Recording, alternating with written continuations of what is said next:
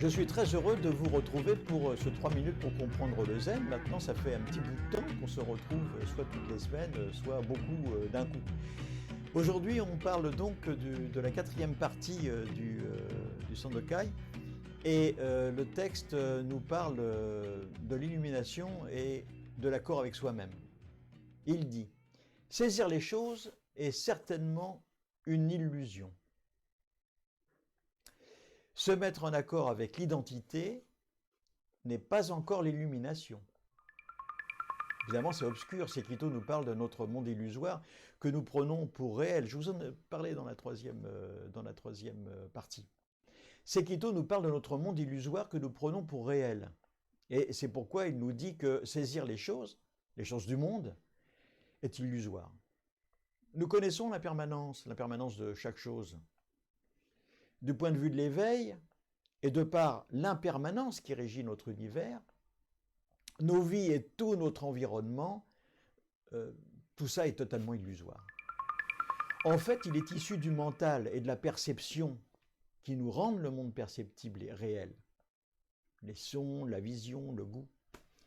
Mais cette réalité est illusoire. Pourquoi? Eh bien parce qu'elle est temporelle. Le temps et l'interdépendance, le temps et l'impermanence, tout ça c'est lié. Temps et impermanence sont interdépendants. Pour comprendre la nature et l'origine de ce monde illusoire, nous devons nous couler dans notre réalité profonde. C'est aussi le but de la méditation. C'est aussi ce que le Bouddha historique nous a enseigné, le Bouddha Shakyamuni. Nous connaître nous-mêmes afin de nous dépasser nous-mêmes, afin de toucher les fondements de notre réalité illusoire, cette réalité dans laquelle nous évoluons et que les bouddhistes appellent samsara. Mais alors, est-ce que c'est suffisant? Non, bien sûr que non, c'est pas suffisant. Il faut tout d'abord être en accord avec soi-même. C'est ce que veut dire Sekito lorsqu'il dit se mettre en accord avec l'identité. L'identité, soi. Se mettre en accord avec soi-même, est-ce que c'est l'illumination? Ah ben non. Parce que l'illumination est justement l'absence d'identité. On vous parle souvent dans le zen de l'ego. Tant que subsiste l'idée même d'illumination, l'éveil véritable ne peut pas se produire.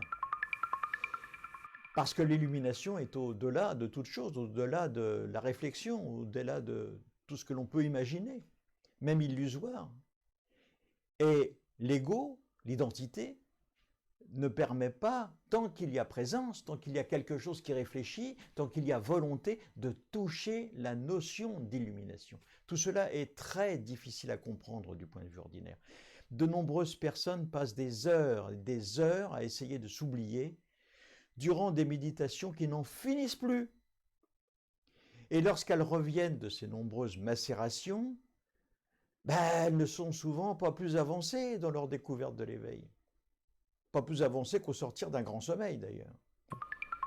C'est la raison pour laquelle de nombreux maîtres demandent à leurs adeptes de ne pas perdre leur temps dans des méthodes qui les conduisent irrémédiablement vers des impasses. De fait, de nombreux maîtres eurent l'illumination, simplement sur un claquement de doigts, ou dans un échange verbal brutal, ou tout simplement dans une contemplation.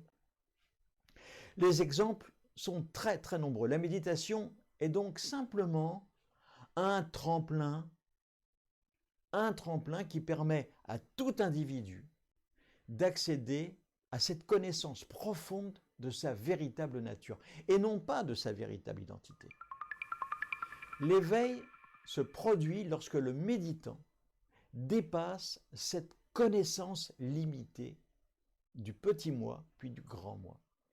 C'est alors seulement que se produit la fantastique, la merveilleuse illumination. Voilà, on se retrouve bientôt et en attendant, réfléchissez à cela. Si tu veux comprendre l'esprit zen, commence maintenant sans hésiter, sans tourner la tête à droite et à gauche, car pendant ce temps, ce que tu cherchais a déjà disparu. Et ça, c'est Maître Suzuki qui le disait à ses adeptes. À bientôt.